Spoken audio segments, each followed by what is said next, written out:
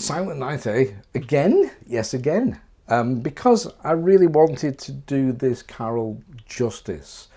And the first version that's right at the beginning of this collection, you know, it's great for singing along to the tune and just having the whole Silent Night experience. But I thought I'd give you a little bit more of a piano arrangement experience of Silent Night. Something a little bit more sophisticated, shall we say? It's sophisticated. Yes, this is a bit more sophisticated. So it is an arrangement. So have a listen. Tell me what you think. Or don't. If you're going to be rude, there's no need for that. But have a listen. See what you think of this particular arrangement of Silent Night.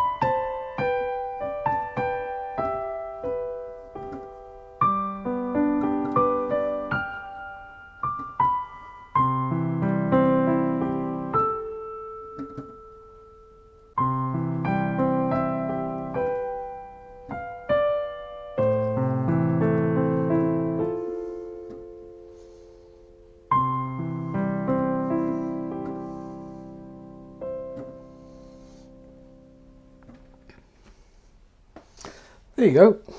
You either love it or you hate it. It's like Marmite. It's a very different arrangement, but a very delicate one. Much more of a piano arrangement, not something for singing along to. But if you want something just as a delicate Silent Night, something just to challenge you over the winter's nights, then maybe this is preferable to the first one. So, without further ado, Silent Night, molto espressivo. Yeah, we're going to make it very, very expressive. So we're taking the tune an octave higher than in the in the first one. So we're going to be right up in the gods here, and all we've got really is just the tune. Follow the finger numbers, and you will be good.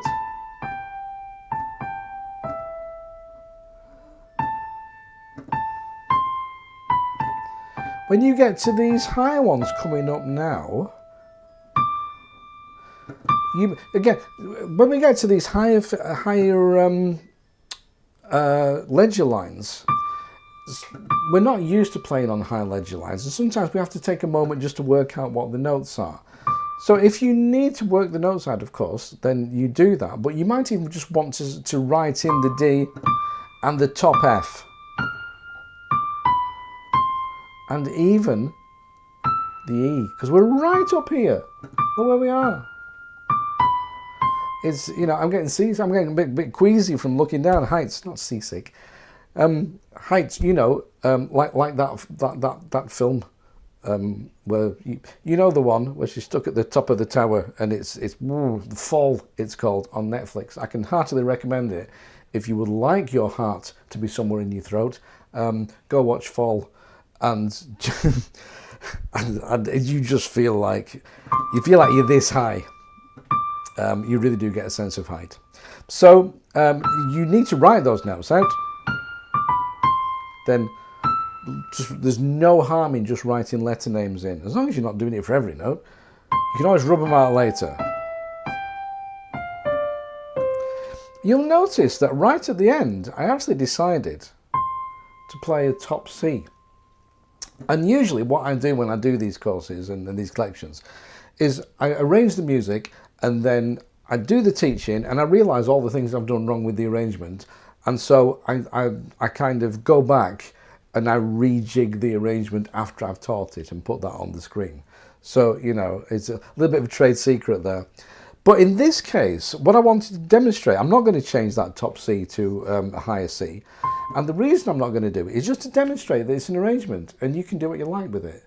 And so if you want to play that top C, you can. If you want to play that C, you can. If you want to change some of the notes, you can. It's an arrangement. It's not set in stone. Do what you like. Enjoy it. That's the main thing. That's what we're trying to do. So I'm going to play the C on the second ledger line, the last note, just because I feel like it. And I'm not going to go and change it, but because I might change this tomorrow, I might decide I want to play it back here again. But for now, I just think it sounds nice at the top. You can hear that we've just got the bog standard tune in the right hand. Now the left hand is in the treble clef all the way up to around bar 18. We're going to be up here. And 4-2-1. So it's all nice and high, and it's just in crotchets. Lots of moving around though, lots of snaking around.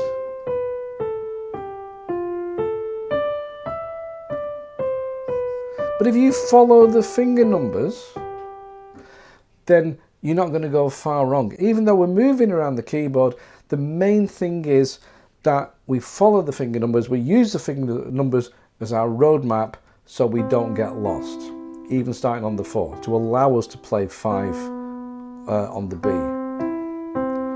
But lots of finger numbers in there to help you. And because there's so many finger numbers, you might just want to take this in 4-bar chunks and really just work on 4 bars at a time to really, not to learn the right hand, which you'll probably do in mere milliseconds, but to get the left hand, the unfamiliar left hand, more under the fingers. The good news is, because it's a slow carol, you can take your time.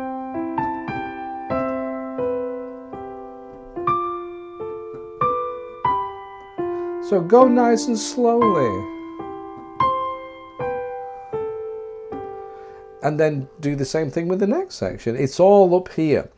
I don't really recommend people moving the piano stools around. People kind of, as soon as you play something with 2 right hands, people start moving the stools up and sitting opposite this. Unless you feel really uncomfy, then I would suggest just sitting further back and leaning on your right foot and using that. And because your hands are only here, I'm not a big fan of the idea of moving up and down the piano. Use your weight to help you. Of course, if anything starts to hurt, that's when you stop and you reassess your technique, because we never want to be doing anything that hurts us or, you know, makes any existing conditions any worse than that. So at the end of the day, you do what you have to do. And if you feel that you can't sit practicing at this angle, you're just struggling. And even when you sit a little bit further back and really plant your feet on the floor, you're just struggling to keep your weight. Things are starting to ache a bit. Then just shift down a little bit if you need to. I won't tell. But it's better than finding that you've got a carpal tunnel or something like that. So, you know, use that as your guide. If things start to ache, things start to hurt, that's time to stop and assess why something is hurting. Playing the piano shouldn't hurt. It should hurt other people if you're playing badly. That's okay. But it shouldn't hurt you. That's the main thing. So this first half up until bar 16, I'll go from 13 now.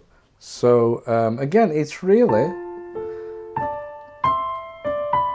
just about getting the fingering right. And then we kind of change tack here a little bit. We go into a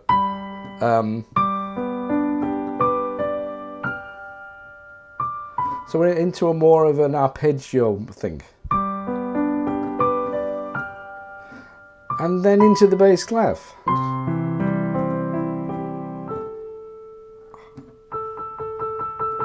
I like that, I really like that.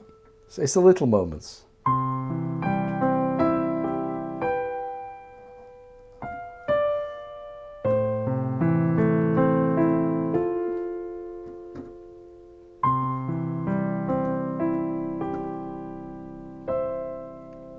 My little gift to you there. Beautiful. Even if I do say so myself, I really like the delicacy of that. In a moment, we'll come back, and once you've got the bones of the notes under your fingers, we will come back and we will do some shaping. But hopefully you're not going to find much in terms of understanding. You might need to do it a bit of practice, and certainly with the when you get to bar 17, you might want to practice this arpeggio, and then into the bass clef, the 1 on C, and that, just note that that finishes on an A, and then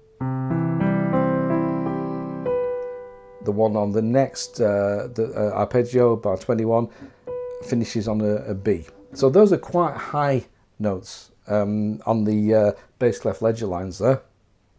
Again, just write them in if you need them. As I say, we'll come back in a little while, and once you've got that, we'll do a little bit of shaping, nothing too drastic, and then I shall wish you a Merry Christmas. In fact, I can do that now probably, unless it's November, and that's a little bit early, which it is here at this point. So even though they've got the Christmas tree up across the road. I might wait a bit before I wish you the Merry Christmas. But if it is December, if it is the 24th, then ho ho ho, Merry Christmas, and I'll see you very, very soon to finish this off. Don't forget to put the turkey in if that's what you're having, or the tofu. See you soon. Bye bye.